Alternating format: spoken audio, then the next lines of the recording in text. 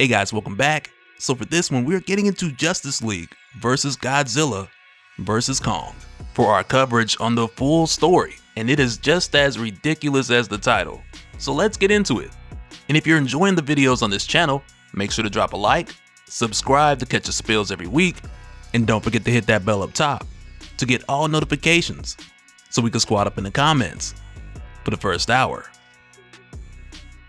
Alright, so going into this, first we gotta talk about how this is even happening. And to do that, we find ourselves going back 12 hours, where we see Barry Allen, the Flash, and Hal Jordan, Green Lantern, watching Superman zip from one location to the next, almost as if he's saving the whole world at one time. And for a moment it has Hal asking, why doesn't Superman go this hard all the time? And Barry answers that question, telling Hal because it's not sustainable. And not only is that something that Barry would understand more than most, but it's also important to know the condition of Superman at this point in time going into the story. Because as we continue our coverage, we'll see that it adds to the bigger picture.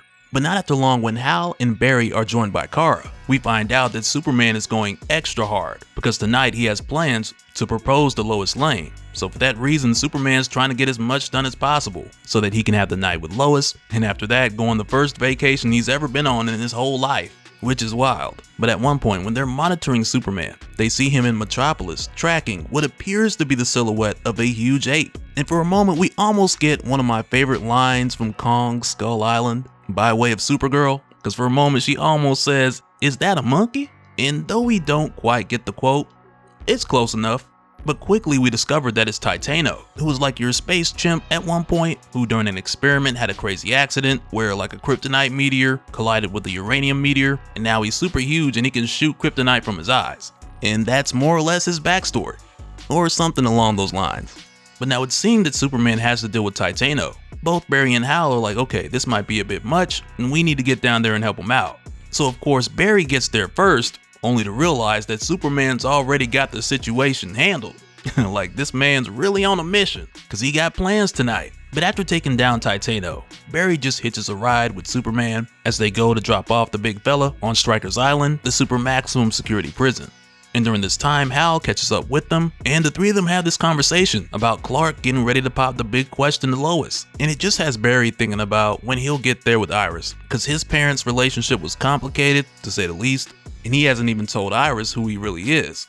And as far as Hal's concerned, he just wants to make sure that Clark's aware that he's given up everything and he's trading in his independence for a life of being number 2. But nonetheless, they just drop off Titano here as they find Diana just waiting to meet up with them, and it's a really lighthearted moment because Diana, she just wishes Clark the best and she lets him know that he means the world to her. She's happy for him, which again just has this whole day going like, well, what could go wrong? At least until we head over to the Legion of Doom, where in their case, they're just disgusted with how quickly all of these events got taken care of and resolved, and it leads into a conversation between them that they've had a number of times. Cause at one point Giganta's like, we should take the fight to them, and Grodd agrees, but Toyman points out the obvious, telling them that that's easier said than done. And there's this moment here where Black Manta just tells them like they can do it. They have the resources, the combined intellect, and the power set to destroy the Justice League. But the only thing that they need aside from that is a solid plan, because they have the ingredients. The recipe's just been whack, which really is the truth. But for a moment a number of them go back and forth because everyone has their own idea on what the problem is. So Toyman just puts it out there. He's like, maybe the Justice League always wins because they actually get along.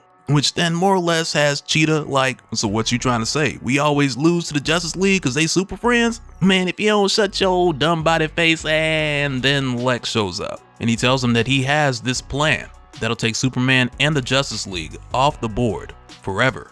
Because the whole mix up with Titano, it was just a distraction. So Lex tells them to come along so he'll fill them in along the way, to where from here they all make their way to the Fortress of Solitude. So Lex has Black Manta just handle Kelex, which is Superman's robot Kryptonian security guard, and just after that they make their way inside. So Lex tells them they're here to grab a mother box and Orion's sled. That's it, just those two things and get out of here. Cause its master plan, if that's what you want to call it, is to send the Justice League to the Phantom Zone. But as Black Manta's examining the cases so that they can pull this off without tripping the ultrasonic alarm that goes off on a frequency that only Superman can hear, or really only Kryptonians can hear, Toyman sees the Dreamstone sitting over to the side and he just takes it. which right away sets off the ultrasonic alarm. And Superman hears it, so he gets ready to zip out to the Fortress of Solitude, but Bruce tells him to wait, cause Kara let him know that her and the others will handle it, cause Clark really needs the night off.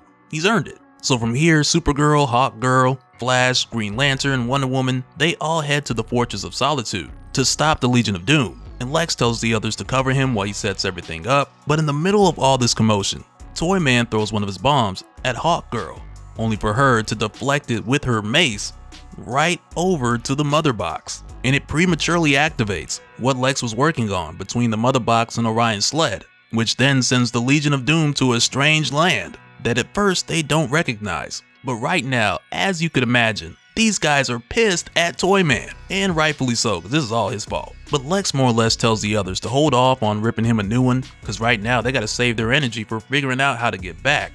So Giganta, she goes large, and she sees what looks to be either a research facility or a military outpost in the distance, and Lex is like, okay, cool, we'll start there. But as they make their way, Black Manta gives everyone the heads up, because he's reading a lot of heat signatures in this forest. So he makes sure to tell everyone to keep their head on a swivel. But as soon as he says that, these guys get confronted by a skull crawler. But just after that, Kong comes through, and the two of these guys start going at it. So the Legion of Doom, they make the smart decision, and they let these Titans have at it, as they make a break for the facility, while Captain Cold uses his cold gun to try to create some distance and buy them some time. But while everyone else is making their way into the facility, Gorilla Grodd is just in awe. He's looking at King Kong like an ape god, and he just stands there stuck, gazing upon Kong in all of his glory. But meanwhile, with everyone else inside, because they're just like, bump that.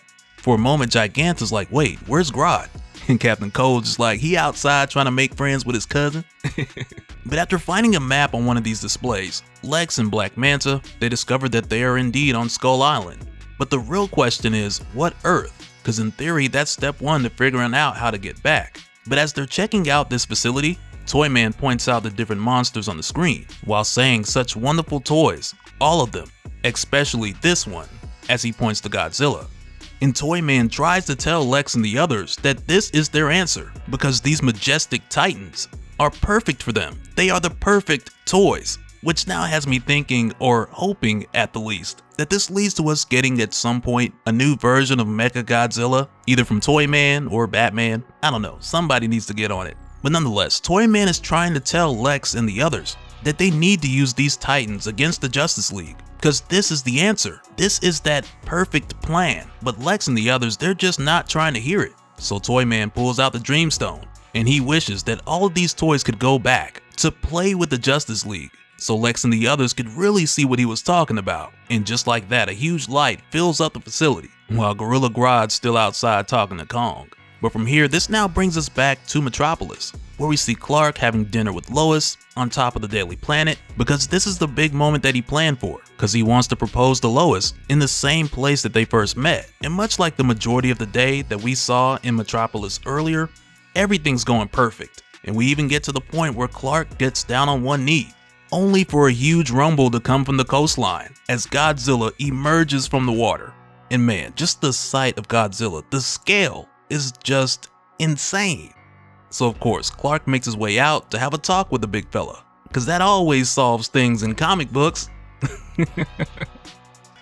Alright, so coming back, we continue with what was supposed to be the perfect evening for Clark and Lois after what was a very busy day for Superman. Because like we saw, Clark set up this evening for him and Lois to have dinner on top of the Daily Planet so that he could get down on one knee and propose to her in the same place that they first met, only for this wonderful evening to be interrupted by Godzilla, which is literally something you don't see every day in Metropolis. So Clark suits up and he makes his way out there to have a friendly talk with Godzilla. And perhaps he should have brought in Aquaman for this. And really, I don't even know if Aquaman could communicate with Godzilla. And all of a sudden now, I'm very curious.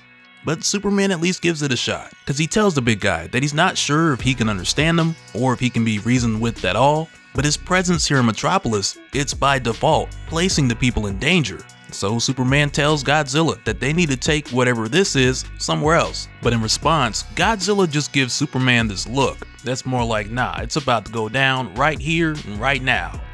Because from what I know about Godzilla, which is mainly based on the movies, and I mean a couple comics here and there, I've hardly scratched the surface as far as the Godzilla comic backlog. but I do know that he fought Charles Barkley at one point, so there's that. And at the time, Godzilla was really hooping too. Crossover, finger roll. But in a fight that turned into more of a training session, Godzilla scooped some Barkleys in an exclusive colorway, and he got some tips on how to improve his game. But nonetheless, anytime I've seen Godzilla, the one thing that has always been constant is the creature's need to let it be known that he is the king of monsters, and that he doesn't play second fiddle to anyone. And sometimes his motivations will only be for him to make sure that others know that. So campy stories aside, you can kind of see how with Godzilla just arriving in Metropolis, he's ready to make that statement and make it real clear for those who may not know. And right here as Godzilla charges up his atomic breath, Superman makes sure to swing first. Cause I mean, what else was he gonna do? Just stay there and wait to get shot? But right after this, as Superman goes to grab Godzilla's tail, Godzilla whips that thing around, knocking Superman through multiple buildings across Metropolis, which takes him out of the fight for a little bit. But Superman's more concerned about anyone else being hurt, which is very much the Superman thing to do. But for me, I'm more concerned about why these people are carrying on like it's a regular work day. Cause one look at Godzilla should have you ready to use that PTO. Just saying. But not too long after, the Flash shows up, and he helps everyone here with the emergency evacuation as Superman gets back out there. And following this, we then see Supergirl, Wonder Woman, Hawkgirl, Green Lantern, and Green Arrow making their way over to help out. And for most of these guys, they're coming from the recent fight with the Legion of Doom that we talked about in the last video. And really it's everyone except for Oliver, who Hal had to go and pick up and carry over by way of this extra medium sidecar construct. But as they're making their way to Metropolis to help Superman, Cyborg tells Supergirl and the others that there's a number of other big problems scattered around in numerous locations, as we see a number of the other monsters from the Godzilla monsterverse showing up in locations directly tied to each hero. Where in Central City we got Scylla, I think it is, the huge spider squid. In Gotham City we got Kamazatz, cause he's a huge bat, so he more or less had to go to Gotham. We see Behemoth and Themyscira, and of course Godzilla in Metropolis. And again, just as a really quick reminder, the reason why these creatures are appearing in these specific cities, it goes back to what we saw in the last issue, when Toyman used the Dreamstone to bring them all here so that the Legion of Doom could see the heroes quote unquote play with these new toys. So as part of that wish being fulfilled, it took the main 4 creatures that Toyman saw and placed them in locations associated with the heroes. So as wacky and coincidental as it may look, there is a bit of narrative logic to it. But next, when we head over to Wonder Woman and Green Arrow, at this point with Cyborg updating all the other heroes about the multiple other big problems, they all spread out to the different locations. But as Diana and Oliver are making their way to Themyscira, they discover a strange island along the way that's totally not supposed to be there. So Diana ends up leaving Oliver on this island and making her way to Themyscira, with Cassie meeting her there to help out. Cause for Oliver, being deserted on an island, that's his superpower. And next, when we head over to the Legion of Doom headquarters, we see both Black Manta and Cheetah assessing the situation and confirming that everyone made it back, since the Legion of Doom was wished back alongside of Kong Island. And as it stands right now, they've confirmed the larger creatures in the multiple locations, but they still have no confirmation on the whereabouts of Lex Luthor or Toyman. And for a moment here, Cheetah asks Black Manta about what's going on here and what's the whole deal with this wish thing. So he goes on to tell her that he saw the stone that Toyman snatched up back when they were all in the Fortress of Solitude. And he goes on to explain to her what the Dreamstone is and how it possesses the magical capabilities to alter reality to someone's wishes. And meanwhile, back in Metropolis, we find Lex, who's just woken up at his desk at LexCorp. And for Lex, it almost seems as if, from his perspective, that he's jumped right over here from the facility in the last issue. Cause as soon as he wakes up, he's talking about Toyman. And like we saw, the two of them were going back and forth. But as soon as he wakes up, he makes preparations to head down to his bunker to fully assess the situation and find out what's going on. And as it stands right now with Superman, he's still trying to lure Godzilla away from Metropolis, but the big guy's just not going for it. And when Hawkgirl swoops in, giving Godzilla a good old nth metal thump on the head, it hardly phases the big guy. And back over on the rooftop of the Daily Planet, we see Lois is still there and looking very concerned, with Superman looking like a bug in comparison to Godzilla. But eventually Jimmy makes his way up there to grab Lois and get her to evacuate with everyone else, because clearly staying up here ain't safe. And at this time, when we head over to Gotham, both Batwoman and Batman have taken to the skies to go up against Kamazatz, who, once again, shout out to Stuart Tyler for helping me with that name. And at one point, Batwoman has this close call where she's nearly chomped on by this thing, where we're given another shot of the sheer scale of Kamazot's teeth in comparison. Like, it's wild. And its wingspan's over 400 feet, like it's ridiculous. But both Batwoman and Batman let off some shots to get an idea of how tough its hide is, while Batgirl and Nightwing are just watching from the rooftops. And it's here where they discover rather quickly that Kamazot's has a sonic attack, which nearly takes them out. But it also gives Bruce the idea that they'll be able to use sonics against it, since their missiles didn't do much of anything. But with Batman and Batwoman up in the air, Nightwing and Batgirl do a bit of crowd control by saving people from falling debris down below, and really just focus on evacuation and safety, while Bruce and Kate try to keep the fight up in the air. Which, as it stands, it isn't a perfect plan, but it's all that they have at the moment. But it comes to a point where Batwoman's like, okay, conventional weapons aren't working, we need to find a weak spot. And as soon as she says that, we see Jason Todd up on a rooftop, stationed with a huge rifle, telling them that he's about to shoot this thing right through the eye. And everybody's telling him not to take the shot, because Bruce doesn't want to bring its attention back to the ground, and he has Cyborg heading back so that he can implement his plan. And this whole time, Batgirl's telling him don't do it, Nightwing's telling him don't do it, but Jason Todd is just like, I'm about to,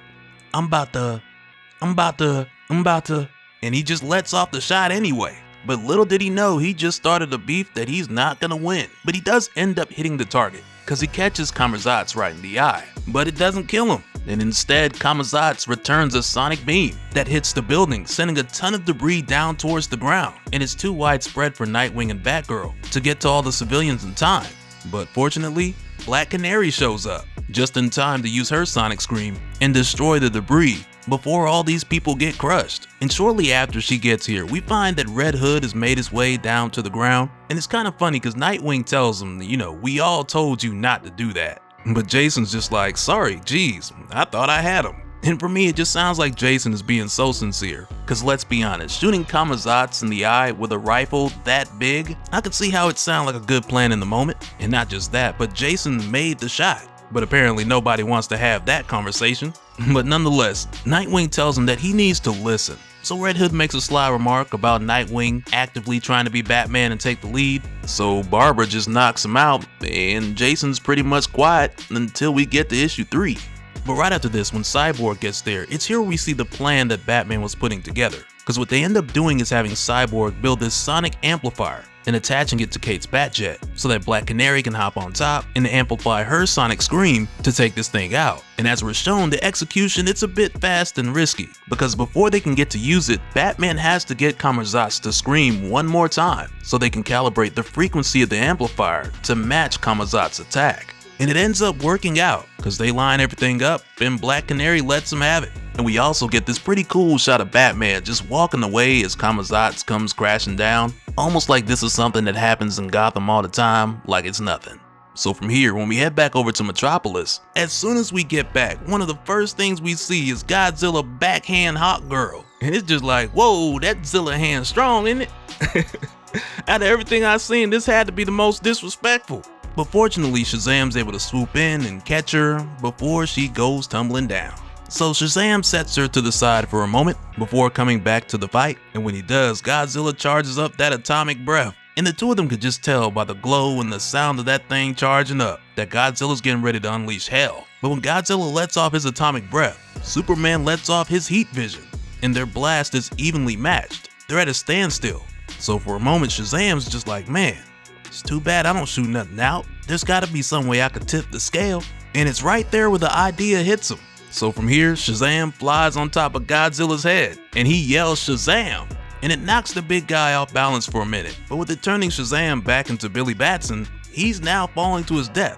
So Superman has to swing in and catch him. And the whole time Billy's just screaming like, that was awesome. While for me, I'm looking at this and thinking, man, that was stupid AF, kid. And Superman's pretty much saying the same thing, because he's telling Billy like, no, that was too risky. And he lets Billy know, you need to turn back into Shazam right now. But while Superman's telling this to Billy, this bright light comes up from behind them, and before they know it, Godzilla done hit Superman from the back with his atomic breath, of course. And as a result, this shields Billy from taking any damage either from the hit or from the fall, which now has Godzilla still standing tall, while Superman, on the other hand, is just laid out in the middle of the street with his back blown out. Alright, so coming back, we initially start out with Barry Allen, who, like we saw in our previous talks, Barry's been assigned to crowd control. So he's moving around to the different locations, evacuating buildings, and moving as many people as he can to a safe distance. But as we come back, Barry's making his way to Iron Heights prison, and as he approaches, he sees there's a huge fog covering the place. And it isn't until he gets up close where he notices that it's toxic, and inside of the fog, there's what he would call a humongous Cthulhu squid crab thing, which is a pretty accurate description, but we'll just continue to call her Scylla. And the thing that trips me out here is when Barry goes inside, he makes an announcement to all the prisoners, letting them know that this is an emergency situation, and he instructs each and every one of them to follow him back to their cells. But instead of going back to their cells, all the prisoners in Iron Heights, they're just like, nah, bump that. And when they notice that this gas is slowing Barry down, they jump him. And really, I can't even be mad at that, because Barry, he lost me when he said go back to your cell. Like, who in their right mind's gonna do that while the whole prison's getting teabagged by a titan? But fortunately for Barry, Supergirl shows up soon after, clearing out the gas, which allows Barry to get his speed back and handle the inmates. And just moments later, Hal shows up and he's helping Supergirl, who's now focused on Scylla. But all of a sudden, she says Kal-El, because it's right here where she notices she can no longer hear Superman's heartbeat. And at first, she's just completely shocked. And all she's saying is, I can't hear his heart. I can always hear his heartbeat, always, but it stopped. So for Green Lantern, he's just trying to piece together what she's talking about, and it doesn't take him long to realize that she's saying Superman is dead. So immediately Kara just shoots back to Metropolis, and when we head over there, we just see Godzilla, the killer, doing his signature scream over Superman's dead body, while Billy Batson's over here like, get up Superman, come on Superman, get up Superman, no, come on Superman, oh Lord, take me instead. Then out of nowhere, Atom Smasher shows up, grabbing Godzilla's leg and putting an elbow to his throat. But even with Atom Smasher being able to grow to this size, where he's large enough to tussle with the big guy, truth be told, he's truly unaware how fast and strong Godzilla is. Cause as soon as he knocks him down, seconds later in one sweeping motion, Godzilla whips that tail around, and he sends Atom Smasher flying into a building that should be evacuated. Probably. Cause I mean, if it's not, I blame Barry Allen, because he's had one job this entire event. But nonetheless, in the case of Atom Smasher, when he gets up, he's a bit dazed, and to his surprise, Godzilla catches him slipping from behind, and he kills Atom Smasher, who prior to this had no clue that he was gonna die today, because the King of Monsters ate him from the back. Woo, man, imagine that on a tombstone. And right here, Hawkgirl grabs Superman and she tells Billy they gotta go. But for Billy, he's just like, this is his fault, so he has to fix it. Cause right now, he's not just blaming himself for what happened to Superman, but Atom Smasher too. So for a moment, Billy starts to taunt Godzilla, and he continues to move in closer. Cause at this point, Godzilla's just like, hey, anybody can get it. I've been catching bodies this whole series. You keep playing around, I'm gonna make this the conclusion.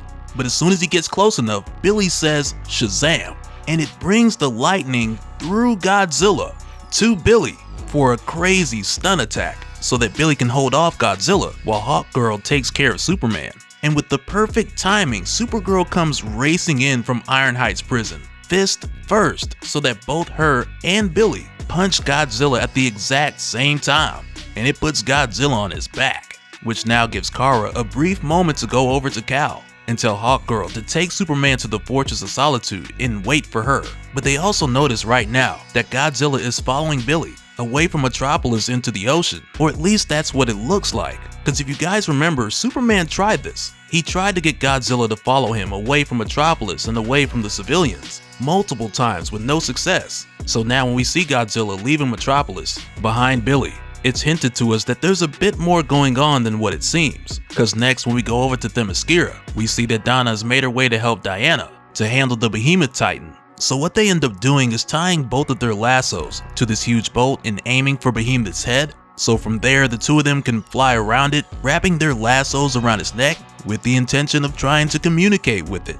And at first, Donna believes that the plan is actually working, because she can feel the creature's agitation waning. But Diana, she knows better than that. She tells Donna that's not what's happening, because it's not that Behemoth is being calmed down, but instead it's being redirected. And we'll get a hint in a little while to where this Titan's going. But before we do, there's a couple of other stops we gotta make. Because first, when we go back to Iron Heights prison, where it's just Green Lantern and Flash, Green Lantern is single-handedly going against Scylla, while Flash is by himself facing the inmates. And while they're occupied, we see that Black Manta, Cheetah, and Captain Cold have made their way here. Cause like we saw, Black Manta's kinda got his own thing going on as far as what he plans to do with this whole Monsterverse invasion situation. Cause as it turns out, after he realized that Toyman used the Dreamstone to bring Skull Island and all the Titans here, he issued a contract with Deathstroke so that he could go after Toyman, while Black Manta came here with the others to blindside Barry and Hal so that he could recruit the escaped convicts and strengthen their numbers while the rest of the heroes are distracted by the Titans. And from what we see here, Black Manta's plan's working really smoothly, cause even with Barry being frozen by Captain Cold's cold gun,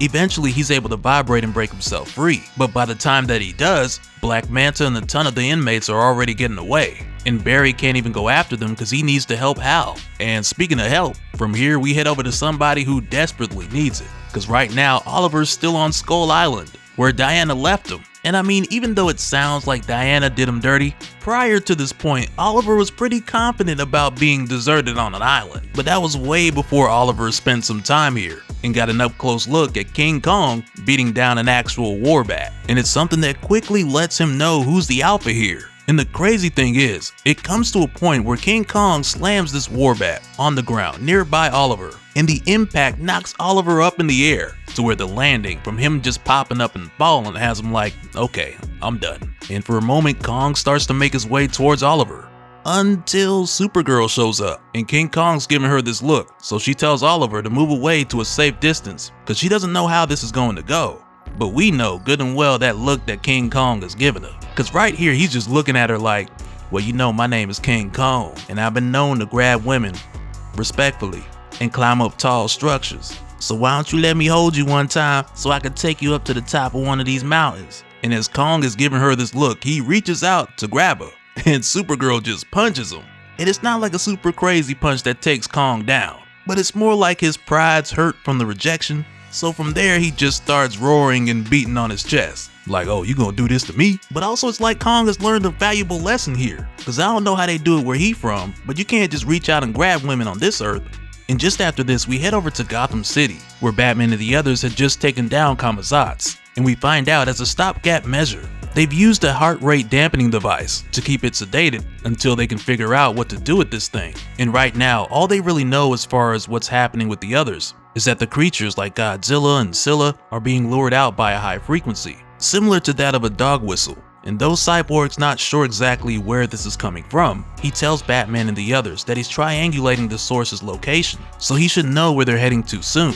But then it's right here where Billy shows up, and as soon as he does, he's just going on about how it's his fault, he messed up, and how he messed up real bad, though he was just trying to help. But at first, the other heroes, they don't know what he's talking about, so he just tells them, Superman is dead.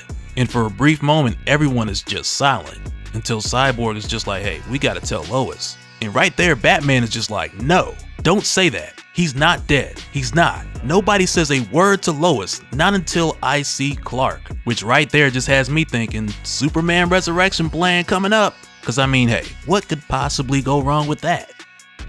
I guess we'll just have to wait and see. And just after this, we then head over to Lex Luthor, who's currently in the Chihuahuan Desert, uncovering a huge device that's emitting multiple beeps. And just going off of the last time that we saw Lex, when he woke up in his office and saw Godzilla outside the window, all we really knew at the time was that Lex Luthor was assessing the situation on what I imagine was a global scale. So now that we see him here, he's figured out some things, and he's got a plan brewing around what he's found. Alright, so coming back, we continue in the aftermath of Godzilla beating the brakes off of any and every DC superhero who has crossed his path. He stopped Superman's heart, where in that case, I mean, it's Superman. So just because his heart stopped, that doesn't mean that he's dead. And I know oftentimes people complain about comic characters dying and not staying dead. And if you happen to be one of those people, I think you're gonna love the less popular and less fortunate superhero Atom Smasher, where in his case, nobody talked about his heart stopping, or even how they can bring him back. He took a nasty bite, fell to the ground, and after that, they was like, alright, tag him and bag him. But no, seriously, he's dead. And we also continue to see Godzilla make his way out to the water, where now it's certain that he's not following Shazam.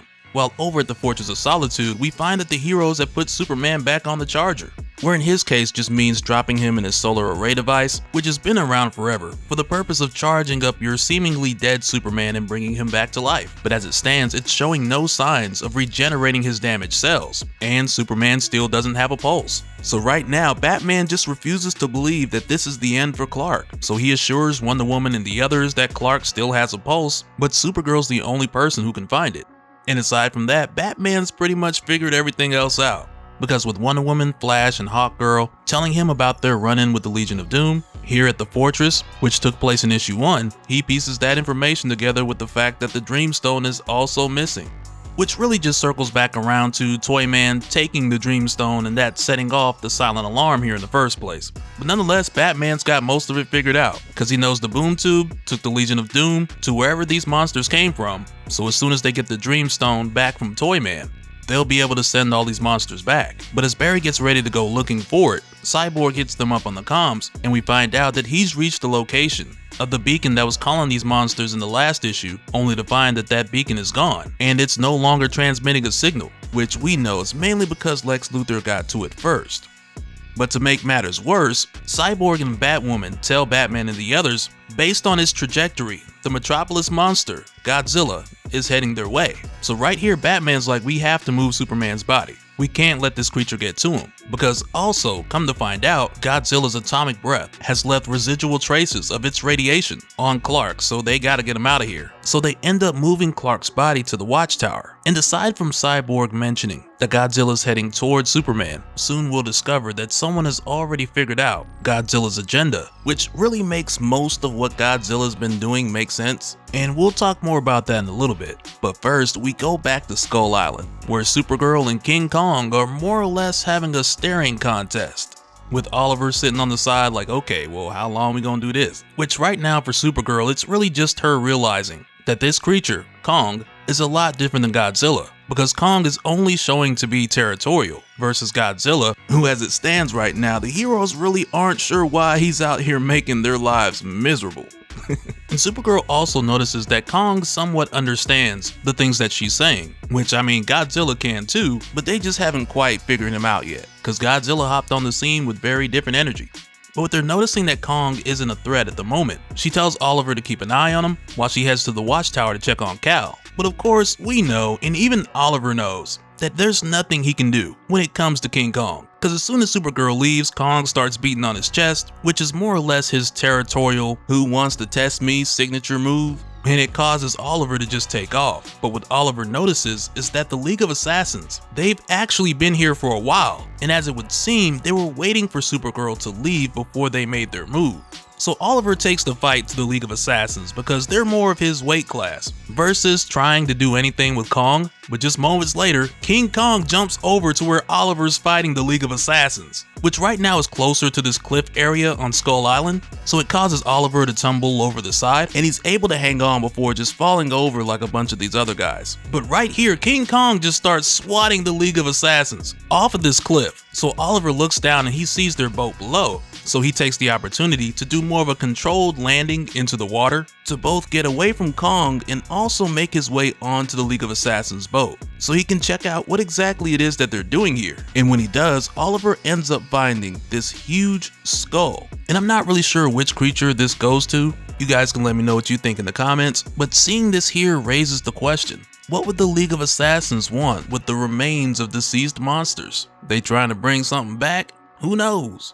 But the League of Assassins aren't the only ones who are trying to benefit, because like we've seen before, throughout this series, there's a ton of villains trying to figure out how to capitalize on this. So now we got the League of Assassins, and in addition to that, at the Legion of Doom headquarters, Black Manta's continued to round up even more villains. But in this case, like we saw before, Black Manta's gathered his group of rogues, who mainly just want to see their individual nemesis hero dead and capitalize off of these monsters destroying the Justice League. But Black Manta's trying to get these guys to work as a team, because he's already got a plan in place, since he already knows about the Dreamstone and how to send these monsters back, but none of the others really want to work as a team. And because Black Manta's using a lot of Lex Luthor's intel, they feel like they're still following Lex anyway. But for the current stage of Black Manta's plan, which right now is just to bolster the number of villains on his side, while Deathstroke and Cheetah track down Toyman, we're really just given a quick update to let us know that by using LexCorp satellite imagery, alongside of CCTV footage, Deathstroke and Cheetah are getting closer to finding out where Toyman is, and that footage makes it seem like Toyman's leading Godzilla out into the water. But as some would believe, the King of Monsters could not just simply be manipulated into doing what they want, which now takes us over to Lex Luthor, who, to be clear, Lex Luthor is doing his own thing, so this is separate from what Black Manta's doing with the other villains. But going to Lex Luthor, we find out, not only has he taken the beacon and reproduced the signal to throw the other heroes off, but he's also planning to use the technology that he found in that facility back in issue 1 on Skull Island and apply those innovations to his existing work. Cause right here he's just like, look at the innovations within this otherworld tech. They successfully recreated a mechanized titan capable of defeating the greatest of monster threats. This will elevate my weapon systems beyond anything LexCorp has ever created.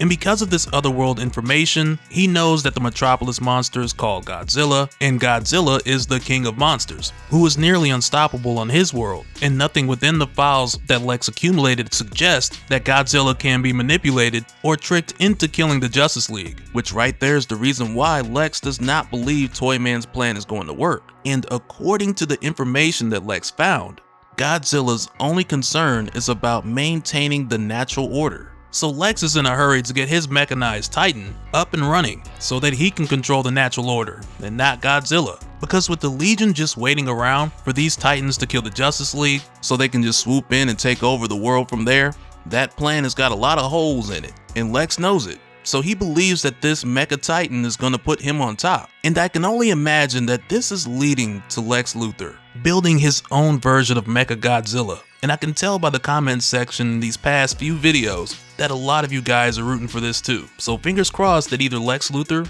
or Bruce figures it out, because I feel like this event just wouldn't be complete without it. But from here we then head over to the Watchtower, where again this is where the heroes moved Superman's body after getting that message from Cyborg. But also at this time Hal has brought Lois here to see Superman. And it gives us this moment that really just follows up with what we were shown back in the first issue just before everything went crazy. Because she tells Clark that they told her about the solar array not healing his damaged cells, but that's not going to work for her because she found the engagement ring in Clark's jacket pocket after he left that jacket behind with her on the rooftop of the Daily Planet where he planned to propose, since the roof of the Daily Planet is where the two of them first met. And really, just with the way that this is done, it feels like it adds a bit more to the stakes. Because not only did Godzilla interrupt Clark's wedding proposal, where again, like we saw, Clark was going overtime to make that day perfect, but on top of that, we also have the case of Lois, who's telling Clark that her answer is yes, but he's gonna have to get back up and put this ring on her finger. So on Lois's end, we know that she's gonna do everything in her power to help Clark out. But while she's here talking to Clark, Green Lantern and the others get an emergency call from Aquaman. So Hal lets Lois know that him and the others gotta go, so he offers Lois a ride home, but she tells him she'll stay here if that's okay. So as the other heroes leave to make their way to Atlantis, Lois hops on the Watchtower computer and she watches every YouTube video she can find on Godzilla vs Superman. No, I'm playing. But she essentially gets caught up with everything that the heroes know, from the beginning all the way up to this point, which now has her looking further into seeing what Lex Luthor is up to, as well as figuring out the whole deal with the Dreamstone. Meanwhile, when we head to Atlantis, we find it under attack by the Titan Tiamat, who as far as I'm aware is very aggressive and territorial, which more or less explains why she's out here tearing apart everything Aquaman's throwing at her. And Aquaman even goes on to tell the other heroes that this attack was unprovoked, and at one point he even tried communicating with the creature, but it only would respond with rage. And after some time, much like what we saw in Themyscira, Wonder Woman suggests that the Titan was brought here by some type of beacon, so the heroes speculate for a bit on whether this is being done by Lex Luthor or Toyman. But while they're fighting Tiamat and trying to figure out what's going on at the same time, she spews out ink towards the heroes, which at first has them like, well, that can't be her only kind of defense. And come to find out, it's not, because she follows it up with an electric charge that fortunately Hal is able to block by enclosing himself and the others inside of a construct at the last second. And it's right here where Cyborg chimes in, confirming that there is a beacon that lured the Titan out here. But right now, that's the least of their troubles, because the Metropolis monster has made its way here as Godzilla comes through, leading with that atomic breath first. And right away, these two go at it. And because of the insane scale and strength of these two titans, none of the heroes here can really do anything about it. But for a moment, Aqualad, or Jackson Hyde, he's like, we gotta get them away from the dome. We need to push them back. And for whatever reason, it has me thinking of that meme where the gorillas are fighting and there's a lady in the background yelling, where's the zookeeper? Because clearly, there are some fights you just don't get involved in. But nonetheless, this crazy brawl is endangering the city, with it already cracking the dome. So Aquaman makes the call to go ahead and activate the failsafe. So we see him swim down to the depths and undo this great huge lock as he unleashes the Kraken, which now just takes things to a whole nother level.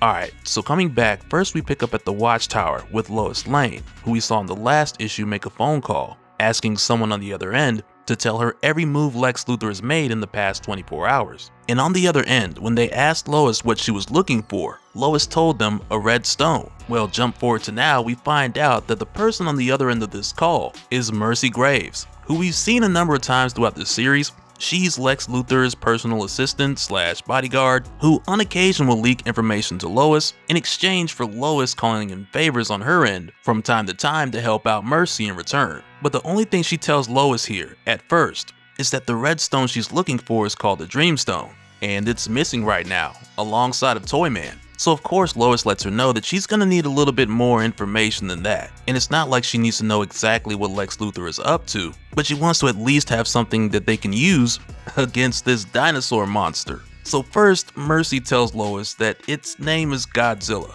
and it's not some mindless creature. It's the king of the monsters, an ancient being whose purpose seems to be to maintain the balance of nature. Which of course has Lois asking Mercy how does she know all this information. So she also tells her how Lex discovered this when he went to Godzilla's Earth and discovered a facility that belonged to an organization called Monarch, who have been studying these monsters for decades. And after sharing these details, Mercy tells Lois that they have the files and she'll share them with her, but that's the best she can do. And really Lois is grateful for that because that's way more information than she had before. But after having this talk with Mercy, Lois then realizes that Supergirl was there the whole time listening. And it's here where the two of them actually put together the answer to why Godzilla's just been going ham out here. Because as the king of monsters whose purpose is maintaining the balance of nature, on his world there weren't any metahumans. So for the most part, Godzilla was just fighting other monsters who were out being where they weren't supposed to be. But now with him coming to this Earth, and coming across all sorts of metahumans, it's as if Godzilla's trying to preserve the natural order of a world that he's not supposed to be in. So from here, Lois shares with Supergirl the Monarch data which she got from Mercy. And just after this, we then head back over to Atlantis, where Godzilla's going up against the Kraken and Tiamat. And right now, as far as Aquaman and the others, they've got something like a plan going on right now, and I don't even know if I want to call it a plan, because it's more like a bunch of their only options put together. Because what they end up doing is having the Kraken take on Godzilla and Tiamat, while Barry, Aquaman, and Mera search for the beacon that's luring monsters out here. So this ends up leaving Green Lantern and Wonder Woman with these three titans in the job of trying to lure their fight away from Atlantis, which quickly starts to go sideways when the Kraken slams Godzilla and Tiamat into the dome at the same time, knowing good and well that the three of them all together is well over the weight limit. So of course this cracks the dome, which is like your last line of defense for the people of Atlantis. So now Hal Jordan's just using his ring to try to hold the dome together, and fortunately also at this point Barry finds the beacon, so he takes off with it, and Tiamat follows right behind him, and I mean like right behind him.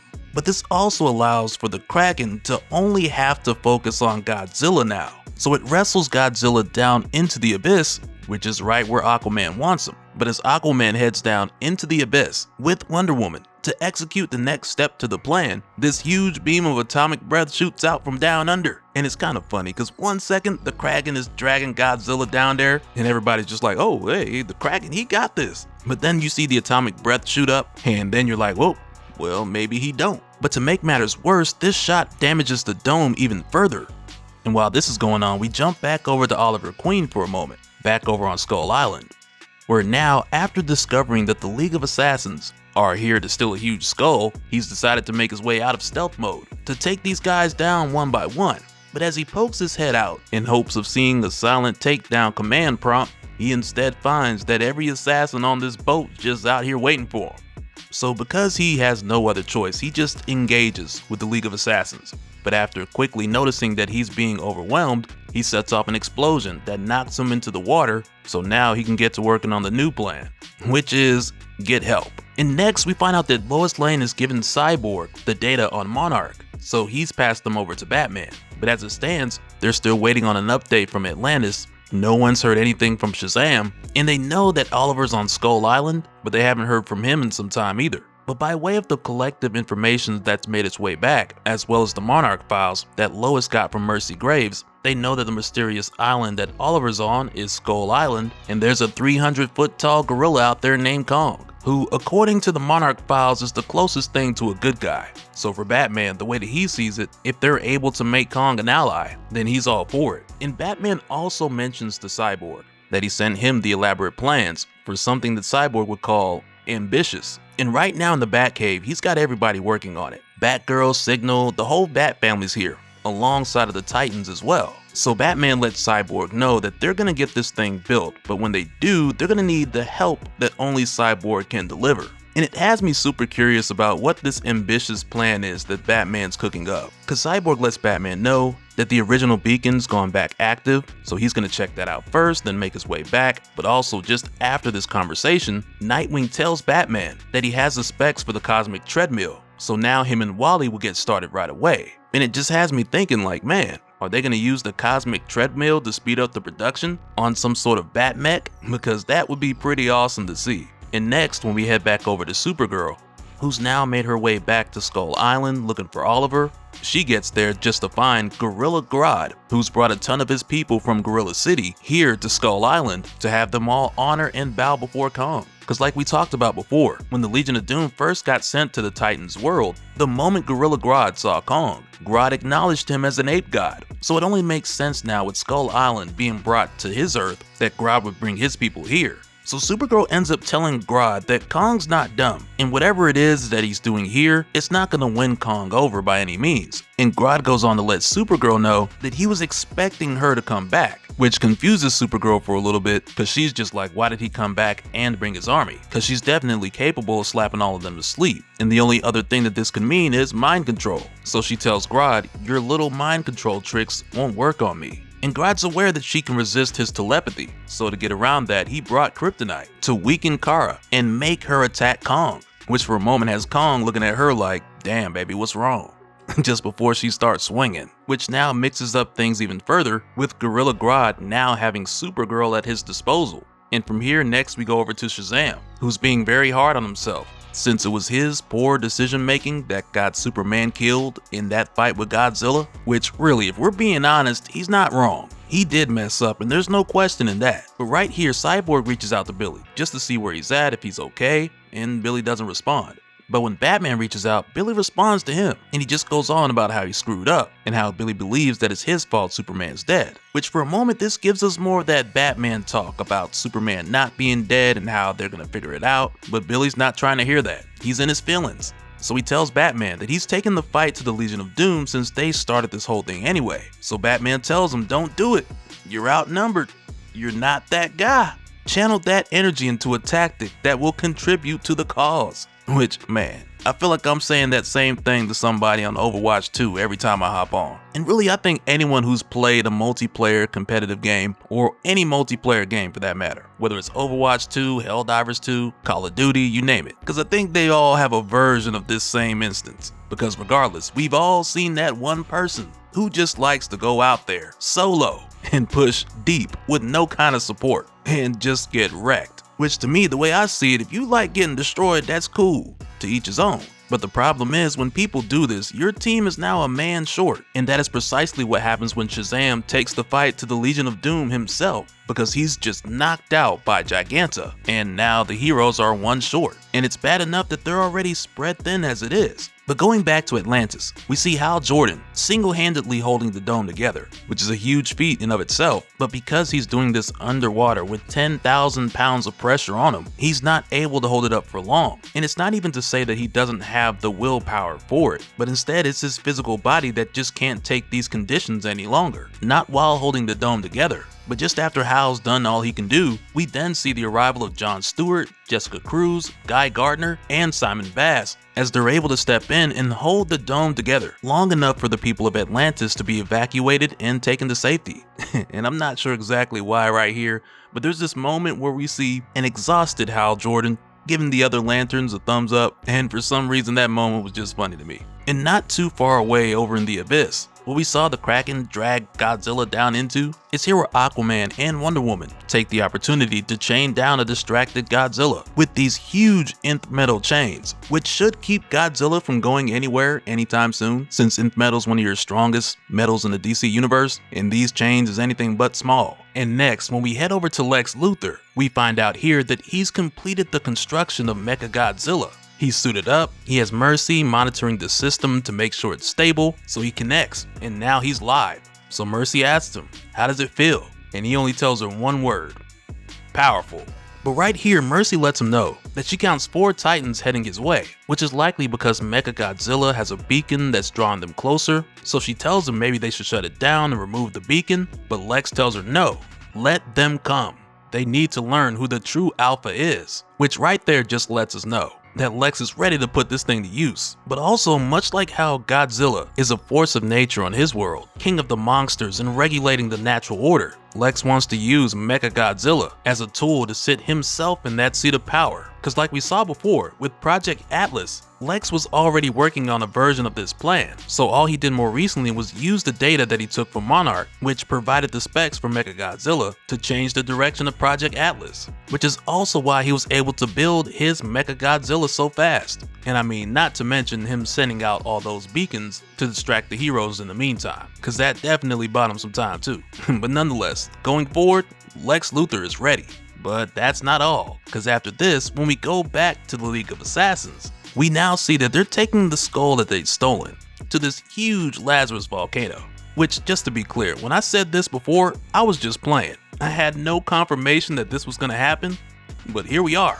Cause now the League of Assassins, they're about to have their own Titan, and I can't wait to see how this looks when it comes out, because this is gonna be wild.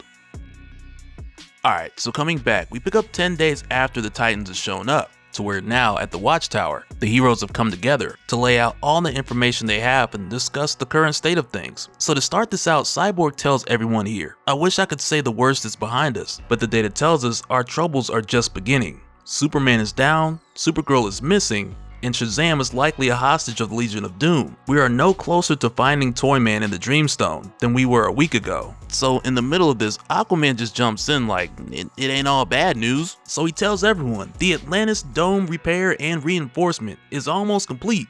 We'll be ready for another attack. And I mean, when he says this, I don't think it's supposed to be portrayed like no one really cares. But because of the way that Cyborg just goes on to continue what he was saying before that, it just comes off like nobody cares about the sunroof on Aquaman City. And I don't blame him. Like, man, your city is kept inside of an upside down underwater fishbowl. Let that sink in. Pun intended.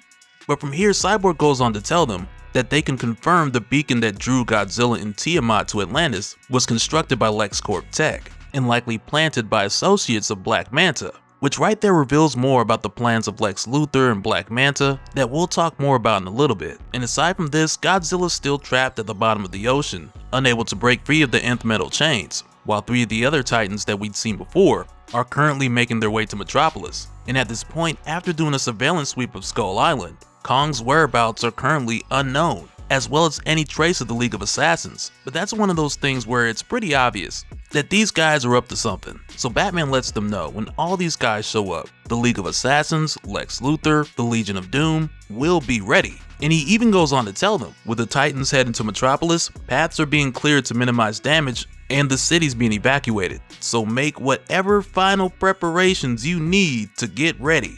we make our stand in Centennial Park. So for a moment here, we see Batman go over to Superman and Lois. And Nightwing is just like, I can't believe it. This is Superman. He's the safety net for all of us, for the whole world. And Batman tells him, Superman was caught off guard protecting Shazam. It can happen to anyone. But as Cyborg and Flash make their way over to tell Batman that Batgirl called in and they're ready, Batman just tells him, I'll meet you there. And just seconds later, in the blink of an eye, Superman is gone.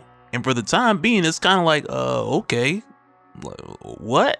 And in a little while, we kind of get an answer to what's going on here. But before we do, we first head over to the Legion of Doom, where in their case, like we've seen throughout this series, the Legion is kind of branched away from Lex Luthor under the leadership of Black Manta. But even with that being the case, Black Manta's still been using a number of Luthor's resources. And the whole issue that we saw before about the Legion wanting to choose new leadership, it's really just come down to the fact of them just wanting to be recognized as a collective, rather than a team that just follows the leadership of one guy.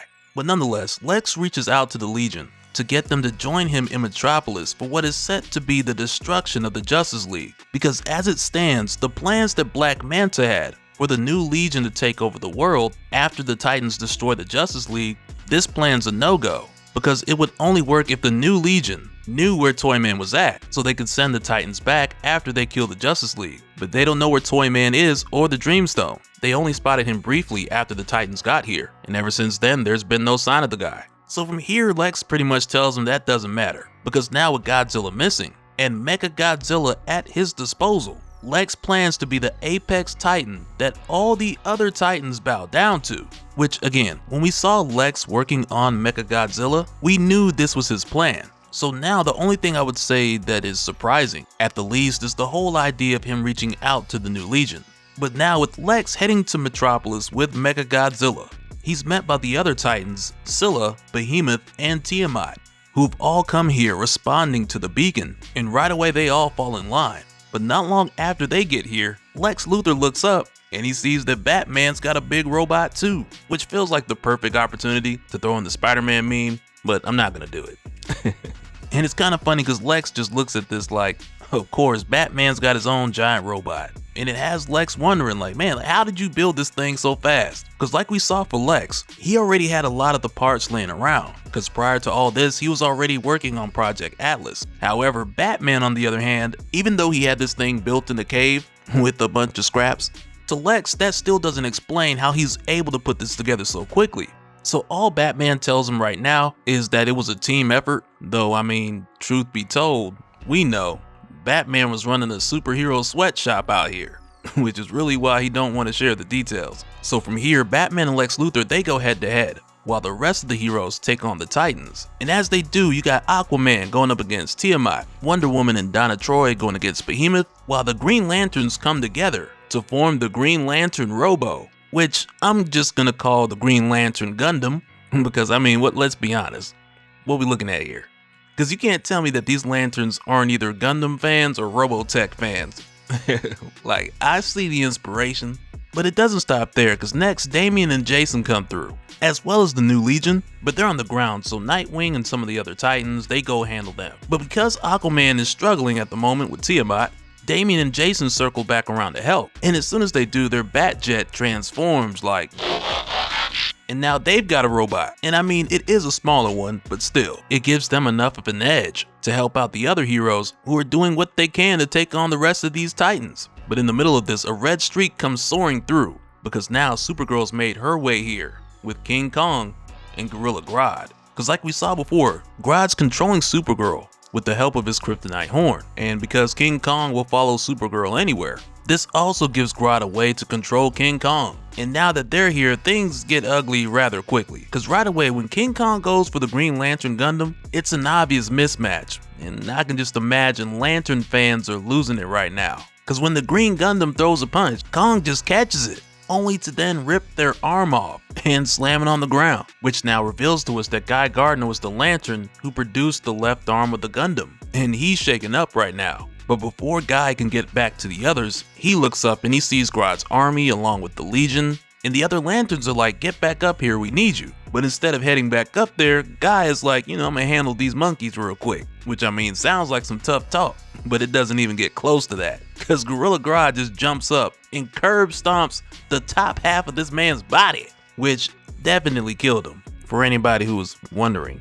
Cause I ain't gonna front, when I first read this, I was like, if I turn this page and this man is still alive, I'd have just been like, that's the most unbelievable thing I've seen this whole series. And yes, I said this whole series, Titans, Transformers, Gundams, and everything. So yeah, Guy Gardner, he's gone. And just after that, Kong destroys the Jolly Rancher Gundam, exposing the rest of the Lanterns, to where now Grodd just tells everybody else to do to them what he just did to Guy. But before it even gets to that, Aquaman jumps in between Grodd and the Lanterns, which from here now has Grodd and the New Legion going up against Aquaman, the Titans, Batwoman, and the others. But it gets even crazier from here, because when Beast Boy sees Batman getting jumped by both MechaGodzilla and Kong, he sees this and he's like, man, I gotta do something to even the odds over there. So Beast Boy just turns into a version of Kong, while saying, this Kong ain't got nothing on me, which right away made me think of Training Day. Let me know if any of you had the same reaction. But this matchup doesn't go for long, cause Beast Boy's taken out rather quickly, cause as soon as he takes a hit from Supergirl, his body's like, nah, we not doing this, and it forces him to go back down to his regular size. So now with the heroes knowing that they've gotta stop Supergirl, because if left unchecked, she's just gonna take the heroes out one by one. So Green Arrow, he attempts to shoot the horn off of Grodd's head, only for Grodd to turn around and catch the arrow. Cause you know, when you're leading an army and wearing a gold helmet, you gotta look out for these things. But even though this didn't work, it ends up creating the opportunity for Jason Todd to shoot Grodd's helmet off of his head. And Damian even tells him here like, hey Jason, great shot. Though I imagine Damian wouldn't have been mad if Jason went for the kill shot.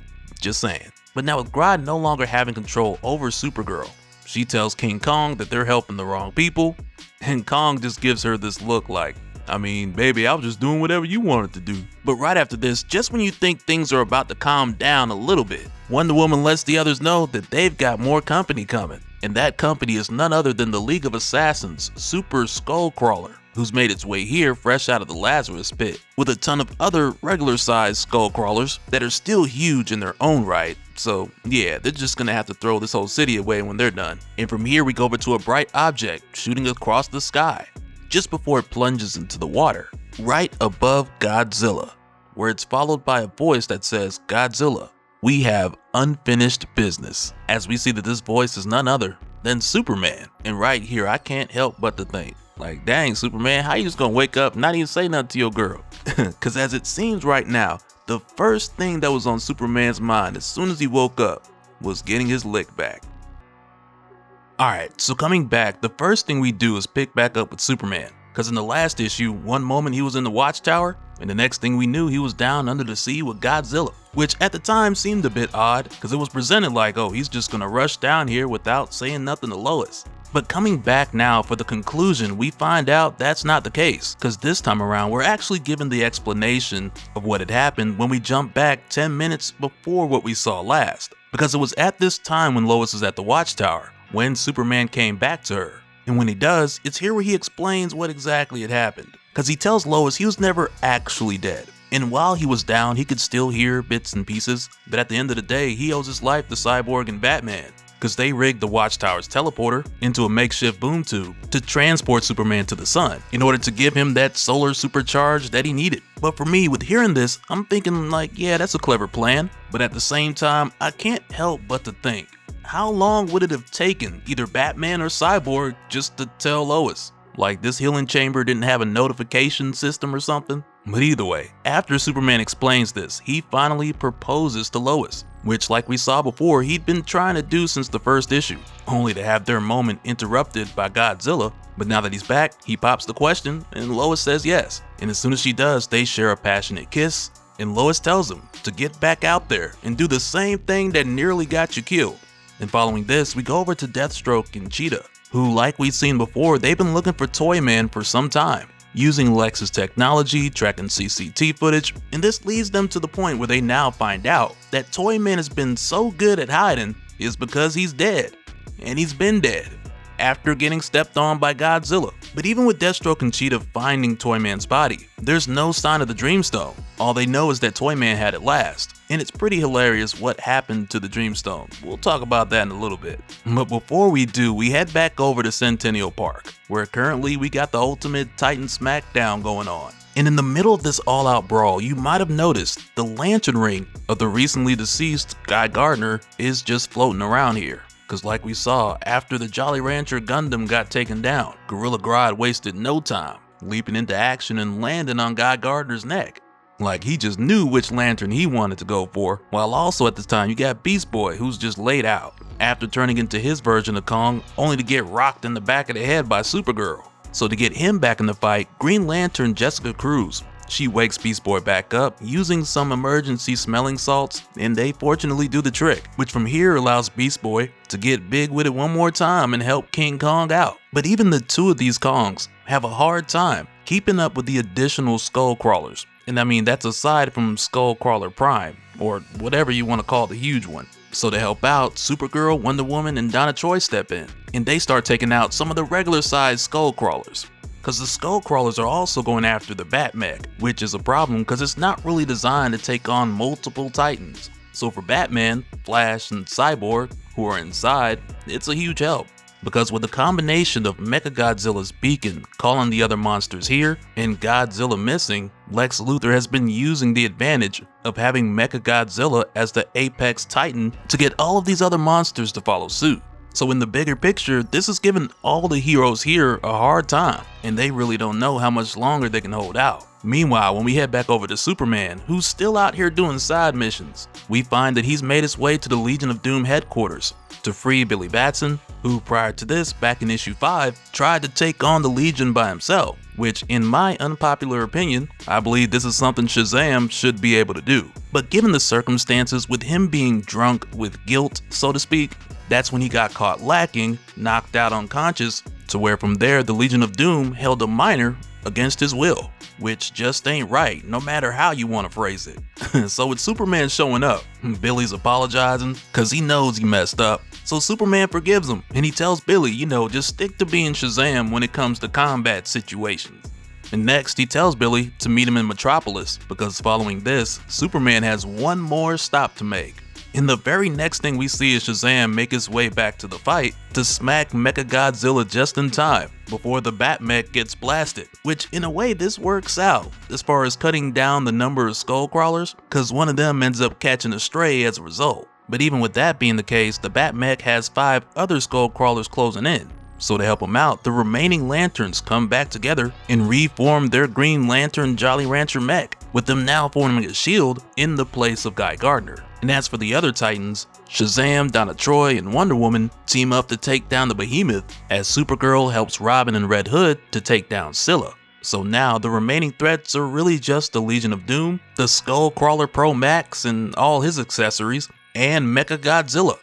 And as the fight continues, it's here where we go back to Superman, where now the timetable is caught up to where we left off in the last issue. Cause now in this current moment, with Superman making his way to Godzilla, he tells Godzilla he understands why he attacked him. Which right here just really goes back to one of the points that we focused on in our previous talks, when we went into the whole idea of Godzilla being the king of monsters, whose job is to preserve the natural order, and that being the reason why when he came here and saw all these metahumans, he just figured that he had his work cut out for him. So Superman just tells him that he's gonna get Godzilla out of here and help him return home, which initially just leads to Godzilla trying to hit him again with that atomic breath. So Superman dodges it, then he swings back. But he only does this to get Godzilla worked up just enough, so when he sets him free, he'll follow Superman to the real fight. Cause he didn't come here for a round 2, though I imagine punching Godzilla back had to feel good just a little bit. And now with them heading back, we're given this moment in Central Park that some of you guys were talking about in the comments, saying that this was gonna happen months ago. And I don't know if it's because you guys are clairvoyant or if you were just peeping out some scheduled variant covers, but the moment a lot of you guys are waiting for is here. Cause now, after seeing the Ring of Guy Gardner just float around for a good minute, we see it make its way to King Kong. And he doesn't go too crazy with the constructs, cause I mean, he's got his axe and your standard Green Lantern shield. And I mean, unless that's green Gorilla Glass, but I don't really think Kong is putting too much thought into it. But now with Kong able to handle more of the Skull Crawlers, this frees up Wonder Woman, Shazam, Donna, and Supergirl. So they split up in 2 groups, each grabbing one of MechaGodzilla's arms, and they tear him off. So the Batmech steps in to break MechaGodzilla's back, which feels like a moment that's heavily inspired by Nightfall. And not just that, but it's like this Batman went for the back break so quick, it's almost like he had it on his mind for a good while. But right after he does, the huge Skullcrawler just comes in and takes the Batmech out of the fight, which now just leaves Green Lantern King Kong to take this thing on alone, you know, aside from the little people fighting down below. And just before Green Lantern Kong has to take this thing on by himself, Superman and Godzilla show up, and it almost looks like they're posing for a picture here. Like, it looks insanely good. And now, with the two top dogs from their respective universes here, both Superman and Godzilla give this Skullcrawler the 1-2 combination of heat vision and atomic breath, which together just tear through this thing's exoskeleton like it's smoking. So following up with more of its delicate area exposed, Green Lantern King Kong comes through, and he drops the axe on it, delivering the killing blow. So now, with the Titan-sized chaos being over, the Green Lantern ring leaves King Kong. And now Diana and the others, they're asking about Toyman, cause they still need the Dreamstone to send these Titans home. So Superman tells them Toyman's dead. He got crushed under Godzilla's foot. And Superman knows this cause he overheard Cheetah and Deathstroke talking about it on his way in.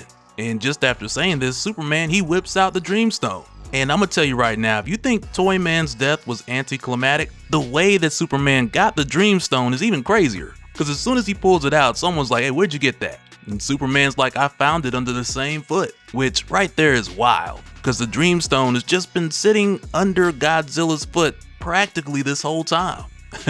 Man, it's a good thing he wasn't out here making wishes.